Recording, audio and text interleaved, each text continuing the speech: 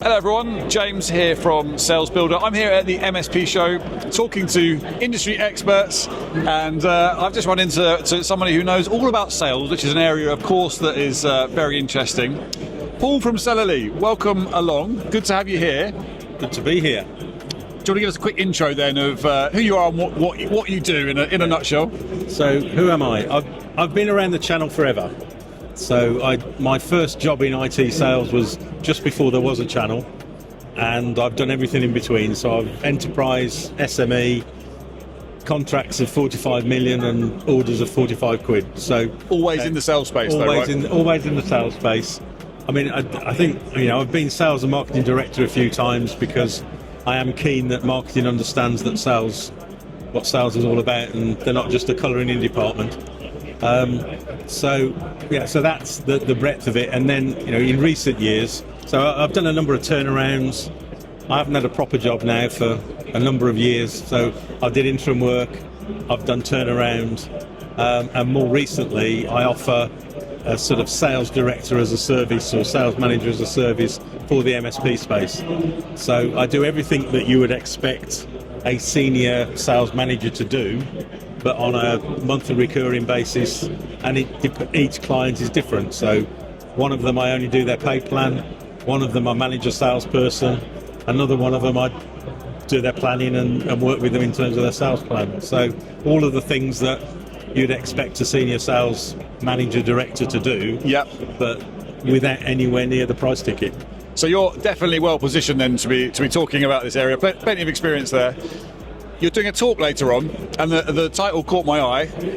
So this is basically why lead generation is broken, essentially, isn't it? Do you want to tell us a little bit about what that talk is, then we can dive into it some more? Yeah, I mean, I have a particular bee in my bonnet because I think typically people seem to think that sales just happens, right? So a lot of the MSPs, they're relatively small, and they've got to where they are through recommendation and referral. Always referrals, yeah. So they're not selling anything really. What they're doing is waiting for people to turn up and ask them.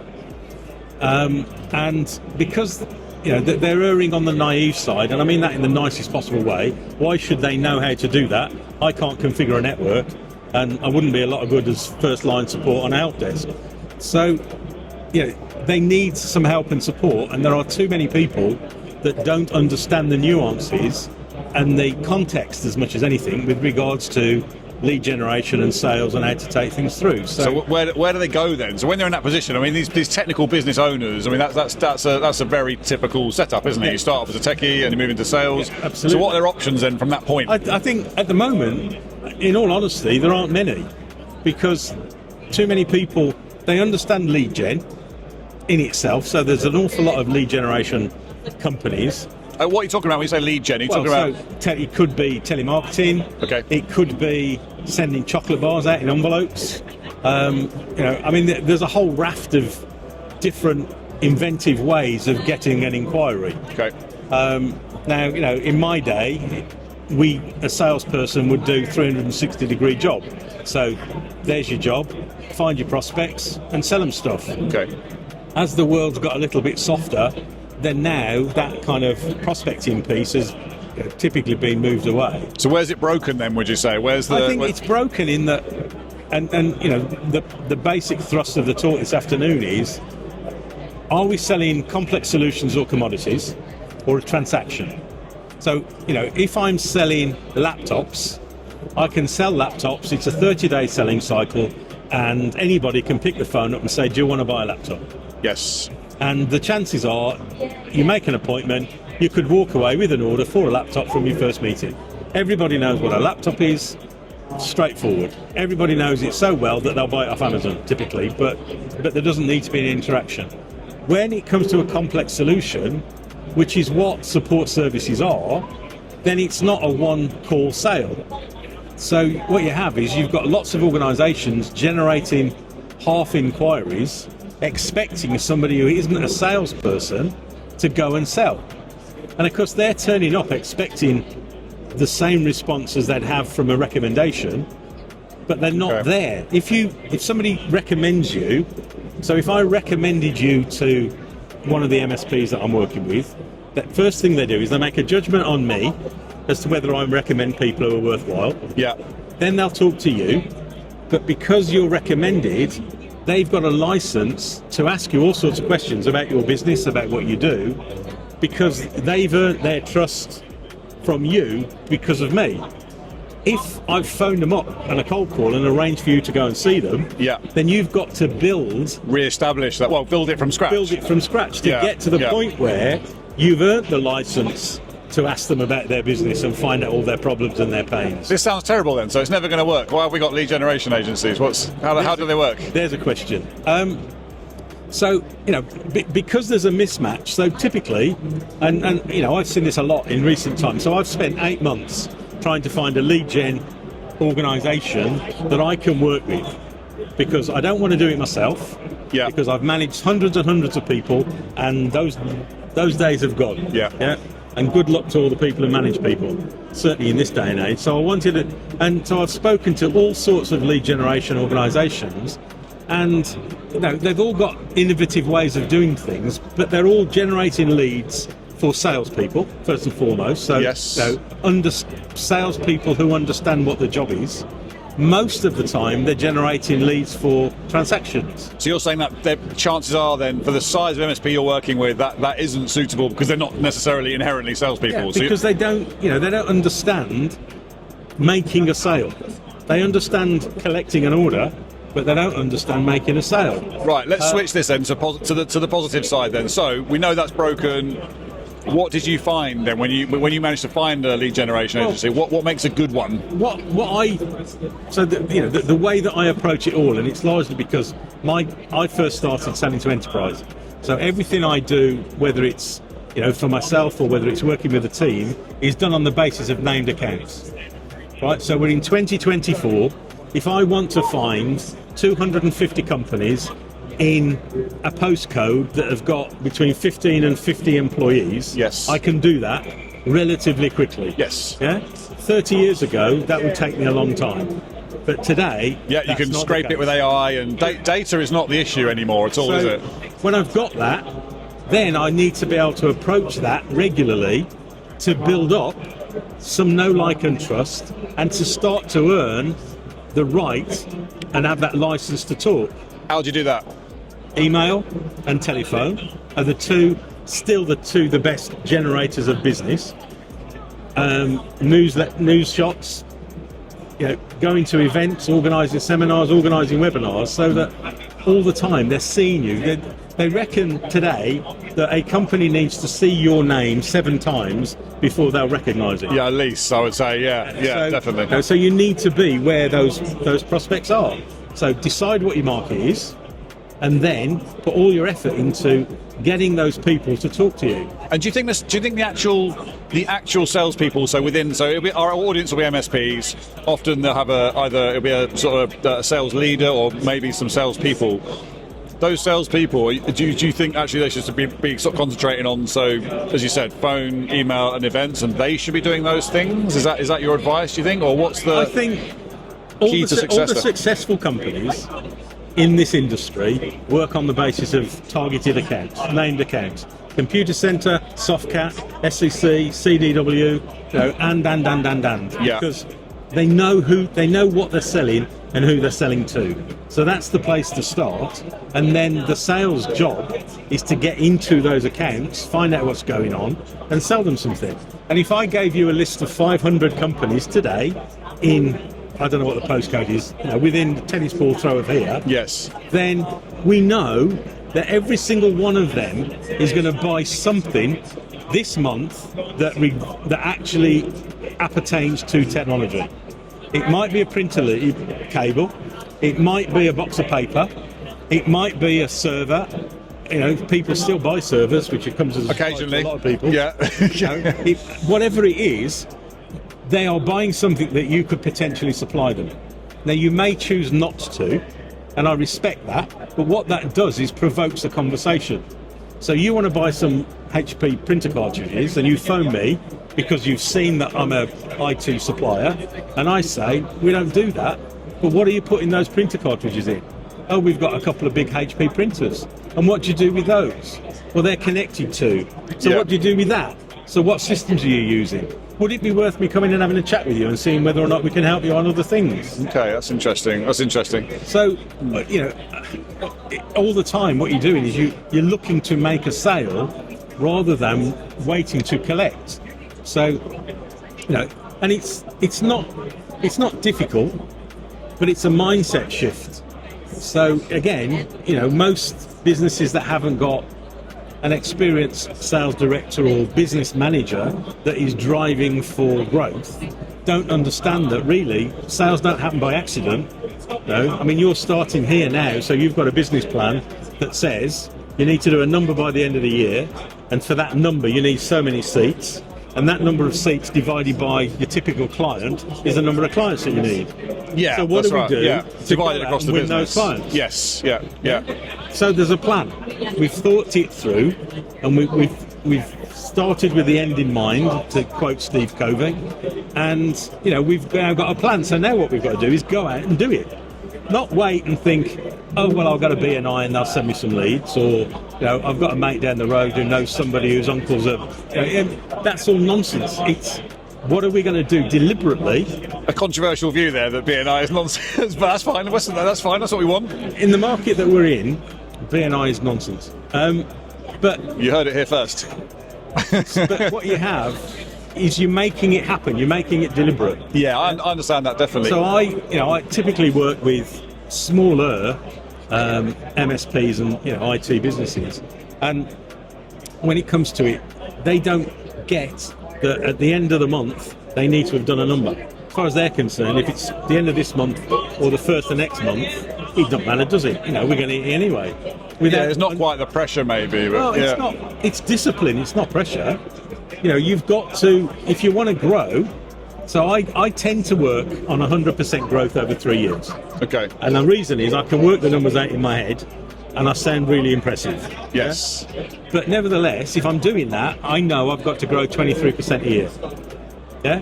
And I know then. So if I'm doing 10 grand or 100 grand a year, then I need £23,000 worth of business, which I know is typically at 50 grand a seat per month, is whatever that is, and how many clients. Yeah, so it's very, very clear what the return's going to be. If I need 50 new customers to achieve that number, then I'm not going to do that, because I'm not going to win 50 new customers. Yeah. So then I need to be in a position of winning 10 customers that are 5 times as big. Yeah, so it helps you define your kind of ICP, doesn't it? Where do you stand on the sort of conversation around? So we've heard a lot actually here at the show about the sort of the approach that you should take in a conversation, and the sort of the more of a understanding, becoming like a board member at the clients, your customers, basically understanding their direction of their business, getting away from talking tech. Where do you stand on the kind of how that conversation flow can go, and TBRs, QBRs? How would you structure it? Future for managed service providers who only do support going forwards. It's dead. Why is that? Because the big vendors are going to do it directly, and AI is going to replace, I've lost my password, my screen's gone blue. No, you don't need to be that clever to say switch it on and switch it off again. Yeah? So that is going, and the big players will mop it up, and they'll do it purely on a commodity basis, and it'll be down at £12-15 a month service. Yeah, I'm inclined to agree. Security is different, but security is going that way because security's been around for, well, I ran a security reseller in 2005. We did enterprise security, but security is going the same way because everybody's jumping on the bandwagon. Most of them don't really know what they're doing, but in doing that, they're pushing the price down and they're making it a commodity. Yes. So the only future is delivering value through technology. How do we do this then? Tell me how you think a conversation should be structured and how you can go about that. Trust, isn't it? So, if I'm dealing with you and I've earned my spurs by telling you to switch it off and switch it on, or, reset your password or whatever the puerile... You got the basics right.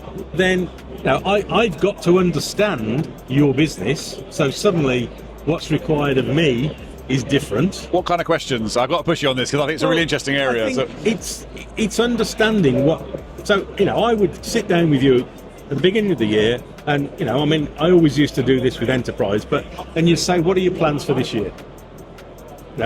how can we help you achieve your plan? So you've got your numbers, so whether that's cost saving, it might be improving your sales, it might be improving your efficiency, you might want to get rid of 10 people in IT. There's a whole raft of things that you want to do. So that's your wish list. So what's your wish list for your business this year?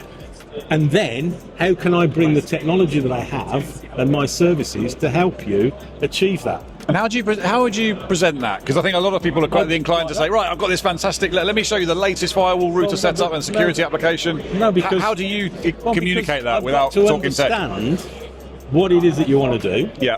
And then I've got to be able to understand how to deliver without talking about technology. Any tips around how you do that? But it's a conversation, isn't it? It's not that, if you know what you're talking about, it's not that complicated. Yeah. The problem is that too many haven't got a clue what they're talking about in the first place. Well, we have to take it that you do. So it's, and again, it's interesting because essentially what you're talking about is context. So you've got all these people around here telling you that, you need to be doing this. The vast majority of the MSP community aren't going to be able to do that because they don't have the experience of business to be able to, they've got time to learn it. Well, that's where we're helping. This is the people like you can hopefully give some advice around that to guide. So, if you're looking in your IT department and you want to get rid of a couple of people, and that's part of your plan, how can I do that? I would suggest that we come in and we do an audit and we find out what's going on, and first and foremost, establish whether or not what you want makes sense. Yes, yeah. And then come back to you and say, right, we've done this exercise because we understand how to run an IT department, and we've looked at what you have, and yes, there's some slack here, so we can get rid of a couple of people, and we would recommend that you do whatever it is that you recommend that you do. That's good. And just talk through that. Yeah. Because, it's kind of common sense, really, isn't it? Just opening up a conversation. This is the problem, isn't it? Is that a lot of this I would see as common sense, but the one thing about common sense is it's not very common. Yeah. But it's just building that understanding, and it's not about flogging products. And again, this is one of the challenges here, is that most of these stands are flogging products, and they're flogging products to an audience who sell services. Yeah. And so they're going out because they don't know any different. They're going out to sell a product. But clients, the end user, the bloke who pays the salaries of everybody along the chain, doesn't buy technology. Yeah. He buys an outcome. And you've got to be very careful of the shiny thing syndrome. But it's an outcome, isn't it? What do I want? My outcome is I want 2 people out of my IT department. I want all of my field engineers to be able to log on, get their calls, put their calls through every day without attending the office. Can I ask you, given that we're a proposal creation tool, can I ask you about proposals? What makes a good proposal? You don't have to detail it perfectly, but what would you say? What makes I think the difficulty with too much detail, not enough detail? What should be in there? I think that a good proposal is an executive summary, an appendix. What goes in that? Would you say it's a summary of what it is that you're proposing? Right. So it's a 1-page, well-written summary of what's in the proposal. Okay. So that if I'm the owner of a business, I can take that off and I can read it, and I know everything that's in all the paperwork behind it. Should that reference their requirements at any point? Yeah. Or the current situation is this. Yes. This is what we understand your issues to be. This is how we would solve those issues. This is the outcomes that you will get from us solving those issues. Excellent. Okay. A4 piece of paper. Yep. Doesn't need to be any more. Yep. ChatGTP. Then all of the detail. that is controversial, but yeah. all of the detail should then sit behind that. Yeah. So how are those services made up? What's the implications? What are the service levels? How do we do it? And then an Appendix A, which is the costs. Yes. So if I was working within a business, I could go to my boss and I can give him the executive summary, and I can give him the cost pages. Yeah. And he doesn't need the detail because he hasn't got time, because that's what he's paying me for. Now, when you deliver a proposal, is a different thing altogether, because you shouldn't be delivering a proposal unless you're confident you're going to win it. Because why would you put all the time and effort into something that you don't think you're going to win? Yes, yeah. Makes no sense. You shouldn't, and I guess this potentially puts me at slight odds here, I don't think you should send it electronically, you should deliver it. No, I'm inclined to agree. I hear that a lot from some of the best MSPs that I know. Going there in person to walk through a proposal. Yeah, I mean that's so it can work both ways. And I think, would definitely, leave it, depending on what it is. leave it to the absolute last moment that I can get away with. Yeah. Because if I can get away without producing a proposal, I'm happier with that.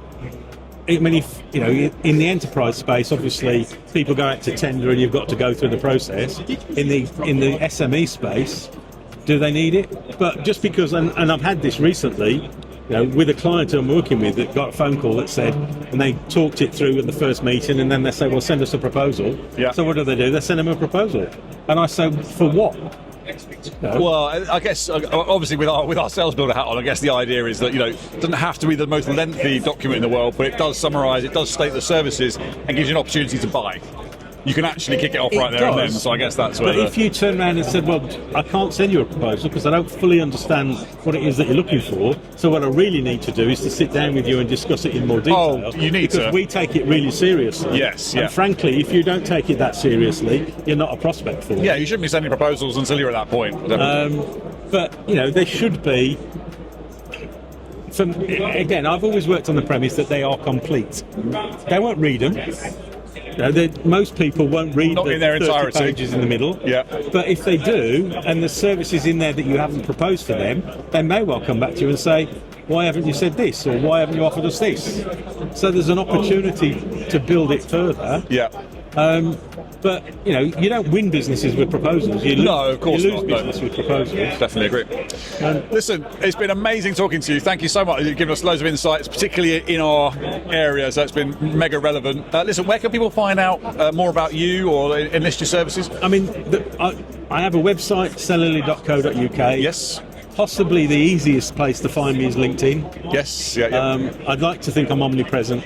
I always work on the premise that if you put Paul Lloyd into LinkedIn, I'll be the one at the top of the list. Right. And certainly if you're in this industry, tend to be. You'll pop up. And my email is paul@cellularly.co.uk. But if they go on the website, there's a load of blogs, and there's an outline of the services, and there's a 15-minute right fit conversation. So there's always the opportunity of booking 15 minutes.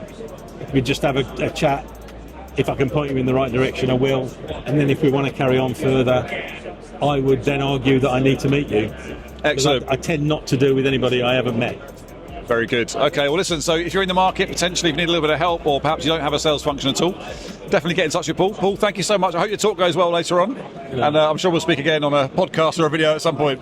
That's magic. Cheers. Thank you.